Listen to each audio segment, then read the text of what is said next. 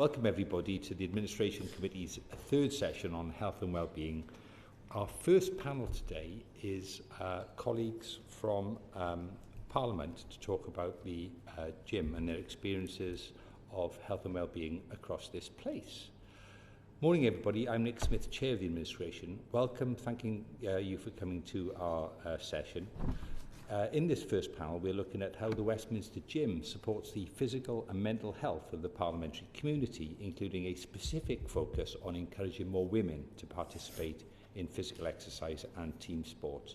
In the second panel this morning, we will look at the House's menopause policy and what more can be done to support women in the workplace who are experiencing the menopause. We welcome our witnesses, Kim Leadbeater, MP, Chris Bryant, MP, and Hannah Short and Joe Tanner. I will now invite them to please introduce themselves. Joe, do you want to start? Hello. So I'm here in my capacity as the founder of the Parliamentary women's football team. I don't necessarily look like a footballer, but that's kind of all about challenging the stereotypes. I've been involved in Westminster through advising MPs and also being a lobbyist for about 25 years. And I decided some 8 years ago to set up a football team. Against all the odds, against all the advice I was given, and decided to get that off the ground. So the reason I'm here is to talk about what we've done and how we've done it, I think. Mary, thank you. Thank you, Chair. Joe, could I ask you, said that it was about 8 years ago when you decided to set up the football team, the Parliamentary football women's team, sorry. Could you explain a little bit more about, how that came about and how it was set up, basically?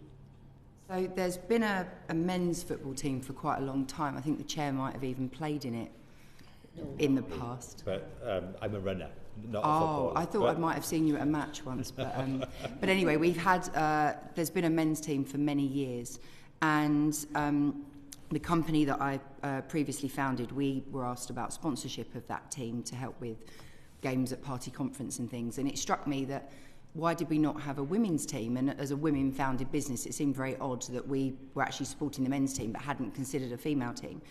And when I spoke to a few former members, actually, of Parliament, including the likes of Tracy Crouch, the former Sports Minister, and our current Sports Minister, actually, as well, Steph Peacock, we had a discussion about the fact that it would be really nice to have a team, but, it's really hard. When would you train? How would we do it? There aren't enough members of Parliament to take part.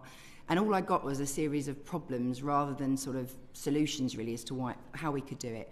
So I had a conversation with the Football Association, and they very kindly brought in the FA Cup, and we hired out a room, and we basically put out the word to journalists, to staffers and to MPs and said, if you're interested in the idea of a women's football team, we have no idea how it's going to work, just come and talk to us.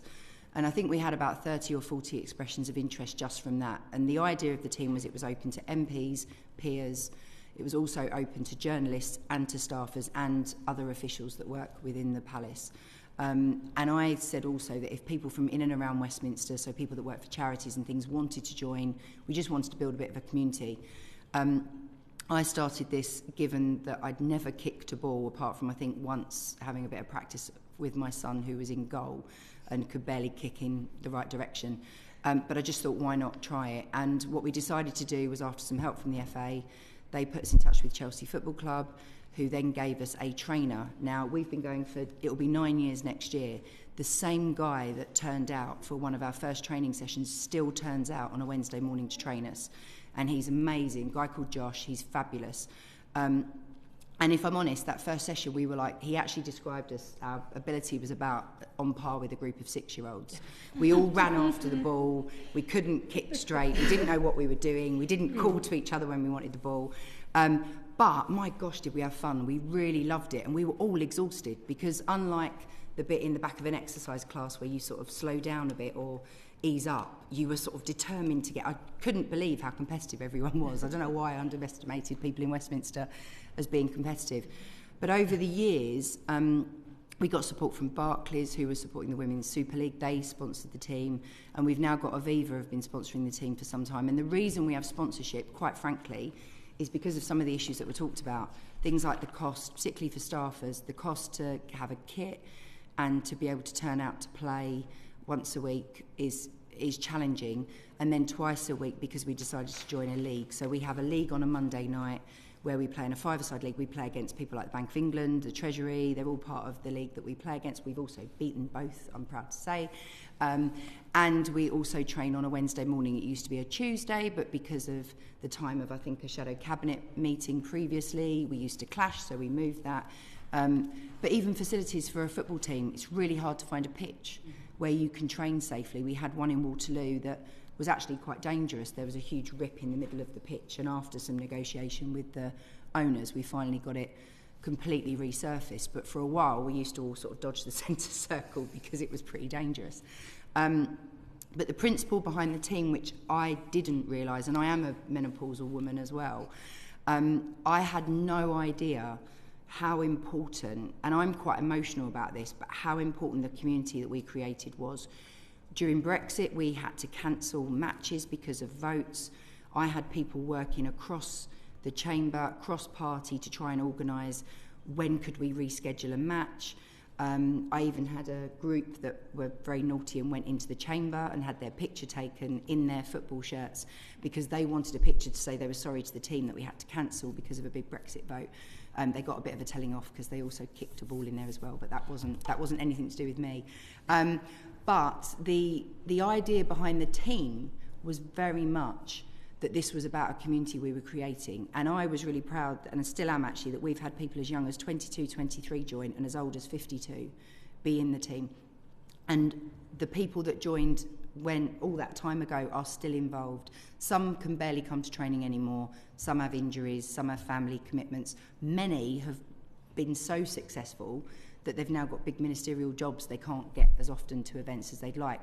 But what's been amazing is that within that community, and I don't know if you can ever recreate this in a gym, but what we've done is we've had a group who people have wanted to change jobs. People have had a problem with the MP they've worked with and not known how to handle a difficult conversation. People have gone through divorce.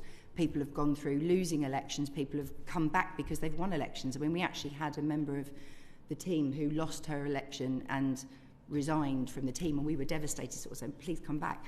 Delighted when she got re-elected and re-emerged and wanted to be part of the team again. So during COVID, Kim was running aerobic exercises via Zoom for us.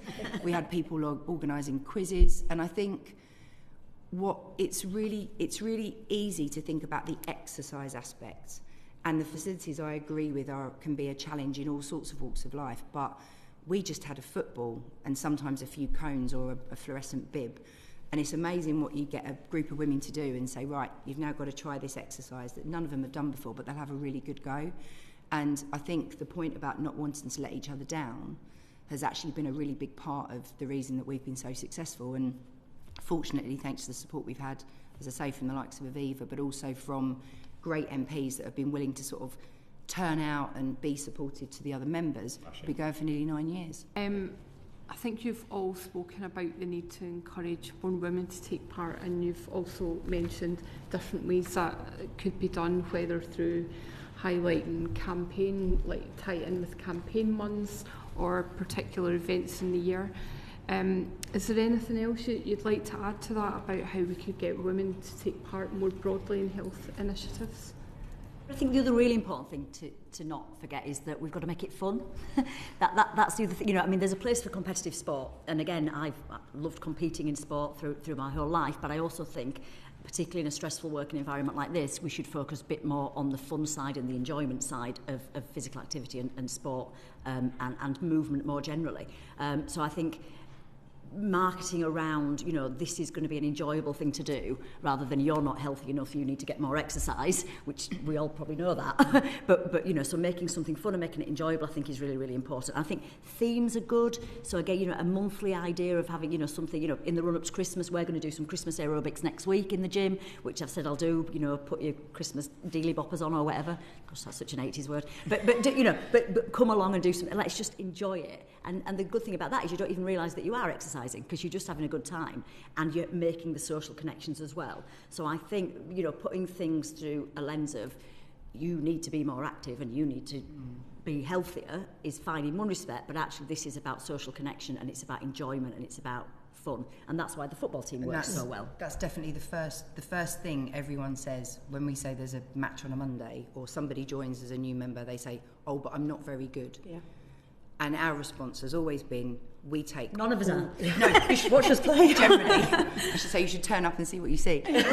But, you know, generally the line has always been in return, we take all abilities and you will get better from coming. And I think there is perhaps something... I've been talking to someone who wants to set up a netball team for Parliament, and they actually approached me as part of the football team and said, could I talk to you about what that involves? And I think if there is some sort of blueprint that could be created about how to do this, because you do sort of have to make it up as you go along and hope you're not breaking any rules or find out, you push a door to see if it's open or not. I don't think there really is any advice or guidance on how to do some of this stuff. So you are sort of feeling your way. And I think also then if you can encourage or even give some status, I'm not saying for me, but for other people perhaps within Parliament, some sort of status that if they are running something, they are given tools to use, whether it is information about how to do it, the blueprint, the toolkit, whether someone like me and others that run other community groups could give some advice on what we did, the mistakes we make to avoid doing the same thing. Those things could be really helpful because, I mean, it's been pretty lonely for me. I've been doing it on my own. I don't get paid for it. I just do it because I love it and because I'm really committed to the group that are involved. But, you know, I think if we could recreate lots of those people, that would also, you need 100 Kims. It'll get you out of bed to go and do something in the morning. I'm not necessarily the most motivating, but I try. But I think that's all part of it. If you can see it, you believe you can try it. It's the role modelling, I think, is really important. So, Smashing. Final question from me. Do you think there are any gaps in the current offering for members and staff that need to be filled? You've talked about the importance of blueprints and communication tools. Anything else do you think that would add to the overall offer that's here? I think we've spoken about that some MPs do prefer to have sort of MP-only spaces when it comes to exercise and then having a sort of staff that's separate. But it would be really great to have as many opportunities for staff as possible to get involved in different sports or activities. And as we always say, there's a sport for everyone, and you can always get involved in, there's always something that you would want to be involved in or something that you'd want to do. And I know like the APPG for running is very much MPs only, and that's completely understandable. But if there were other opportunities, and as Joe was saying, that if someone is interested in, I really want to set up a run club, how could they go about doing that? I'd probably come from the opposite end of the spectrum in that I have never had an MP say to me, I just want a training session for MPs or I just want a match for MPs. And what's been interesting is that I was shocked at how many MPs had never spoken to a journalist. They would sort of walk past each other in a corridor. And yet I would, after setting up the football team, I would see MPs go and give that another journalist a hug because they'd played in a match the night before. Yeah. And the sort of the community aspect, I think, is actually quite important. Understanding that, you know, as a staffer, you could also be an MP one day. Like, they're not, with the greatest respect, you're special, but not that special in the sense that we're all human beings. And being able to sort of, you know, collide into the edge of a sort of fence at a match, or to, you know, both be running for the ball at the same time. We're all human, and I think actually dispelling the myths about who's here and what we do and why we do everything is actually a really big part of that community spirit that we foster. That was definitely the best part of the football team, is it gets rid of the deference between staffers and MPs, because it was absolutely terrifying when I first started to come work here at 21. But then when I joined the football team, and that was when I first met Kim, and I think on our first match I ran you into a wall and tripped you over. Yes, thanks for and but you just realise that actually when you're playing a sport, that deference just completely goes, and you're just, the aim of the game is just to win, and that's the whole point. And it's just really great at fostering those friendships.